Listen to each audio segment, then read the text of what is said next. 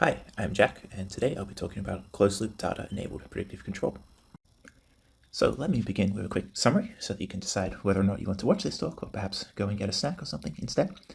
So this paper concerns so-called data-enabled predictive control, sometimes abbreviated as DeepC, and that has regained a lot of interest in recent years. The idea here is that we will make predictions of system behavior directly from observed data via Jan Willem's so-called fundamental lemma, instead of using an explicit model. We will present a closed-loop version of DeepC in which we search over feedback policies instead of over open-loop actions, and this is exactly analogous to the difference between closed-loop and open-loop MPC. So to do this, we will use the usual disturbance feedback idea that shows up in closed-loop MPC, and you may be wondering how you're going to do disturbance feedback when you don't have a model, and the answer is very simple. We'll just make the very strong assumption that the disturbances are measurable. So just to emphasize, there's nothing magic or particularly clever going on here to circumvent the problem. We just assume that we can measure the disturbances.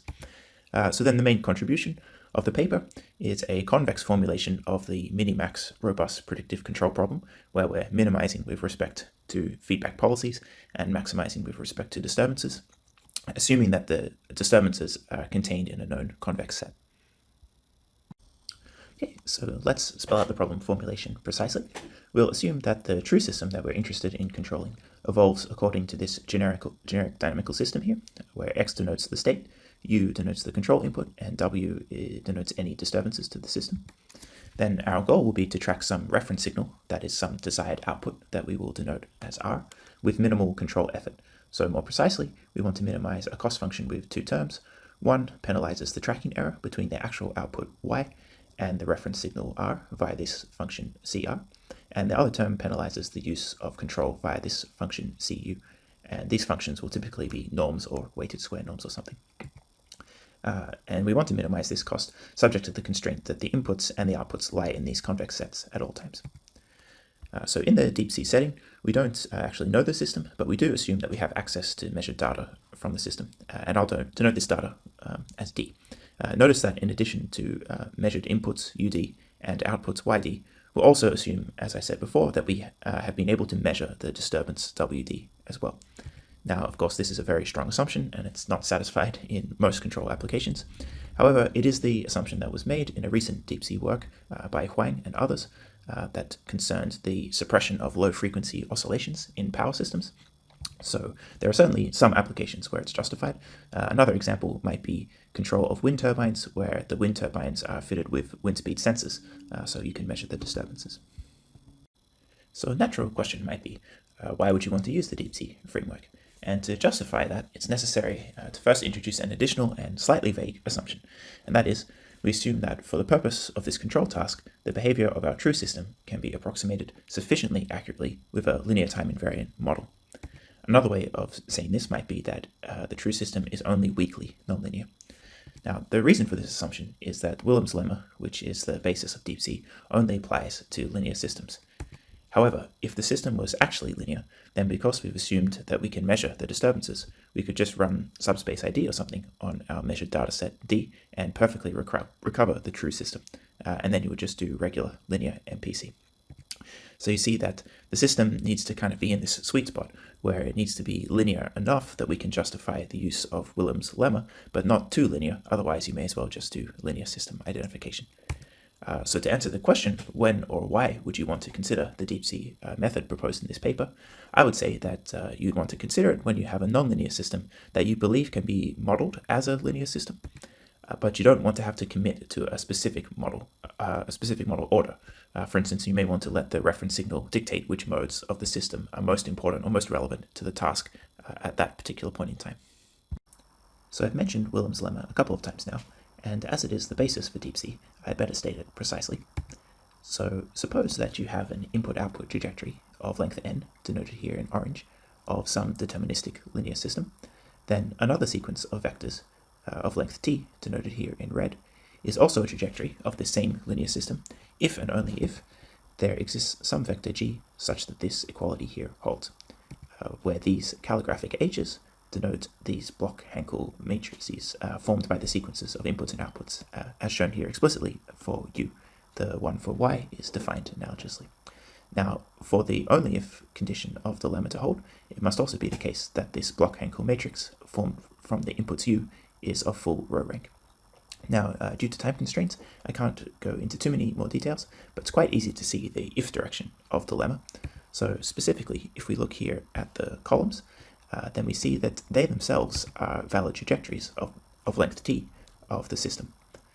So if we go back and look at this equality, we see that this is really just the superposition principle for linear systems. That is, the red input u is a linear combination given by g of the input trajectories corresponding to those columns, and the red output y is that same linear combination of the output trajectories that correspond to each of those input trajectories separately. The other direction, the necessary condition, is also relatively simple to see, but due to time constraints, we'll have to move on. Okay, so now we have the problem formulation and Willemslemma. We can start to see how to use it for data-enabled control. So imagine that we've been observing our system in open loop or closed loop for some time, which means that we've seen some inputs, shown here in blue, some disturbances that, again, we assume that we can measure, shown here in red, and some outputs, shown in green.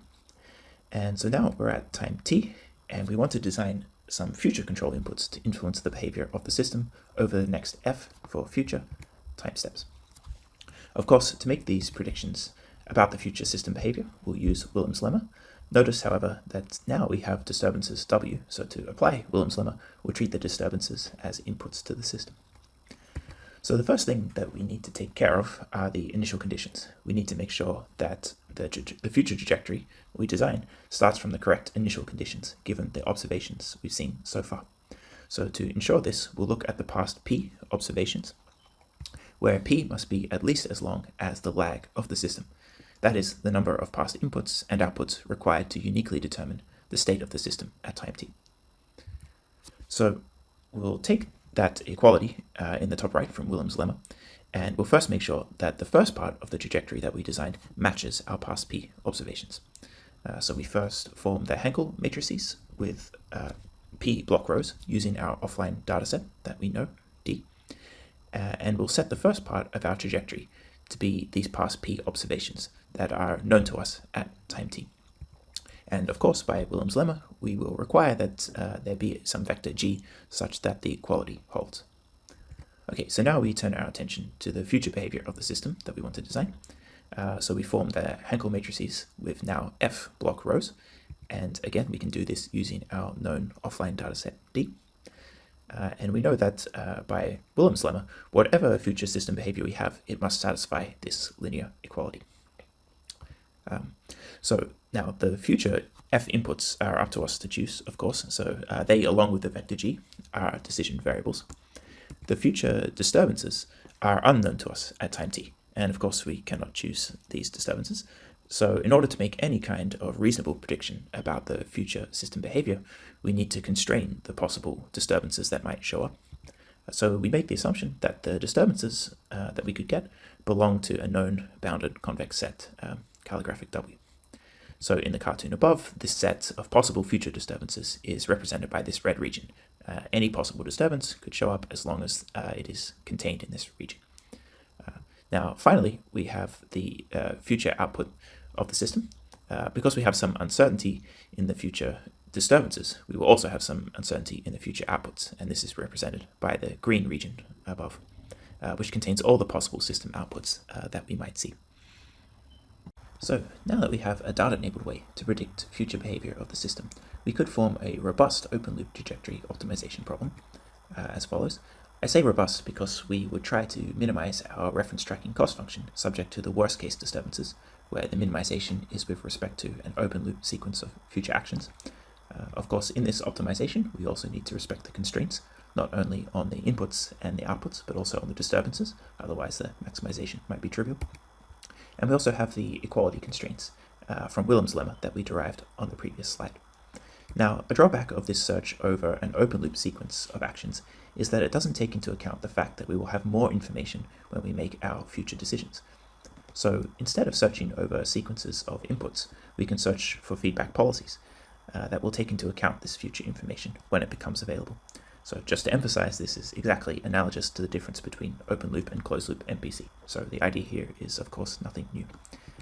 In particular, we would parameterize our feedback policies as follows. So we would have some nominal input that we search over, as well as some feedback gain k that operates on the disturbances. Now k has to have this special structure to ensure that the controller is causal. Specifically, the first row says that at time t, the control action cannot depend on any future disturbances. And the second row says that at time t plus 1, the control action is allowed to depend on the disturbance at time t, which by time t plus 1 we will have measured, and so on for the other rows. Now, if we were to take this input sequence given by the feedback controller and plug it into the equality constraint from Willemslemma here, then you would now have a closed loop predictive control problem.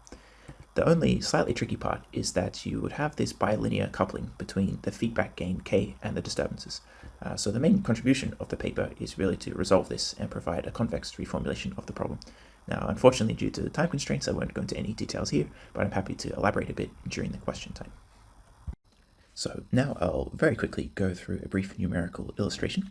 We have a weakly nonlinear system. The details are of course in the paper, and the goal is to track this reference output, shown in grey, subject to the constraints on input and output magnitudes highlighted here. In green, we have the closed loop trajectory that you get if you do not account for uncertainty in the future output. That is, if you just assume that the disturbances will take their nominal values of 0. And not surprisingly, if you're unlucky with the disturbances that do show up, you can violate the constraints. In red and blue, we compare the closed loop and open loop DeepC approaches respectively, and we see that because the blue open loop strategy does not take into account the fact that more information will be available in the future, it has to be more conservative to ensure that the constraints are satisfied even for the worst case disturbances. In contrast, the red closed loop strategy can follow the reference signal more closely while still respecting the constraints. So with that, I'd better wrap up, but I'd be very happy to answer any questions you may have, and thanks for listening.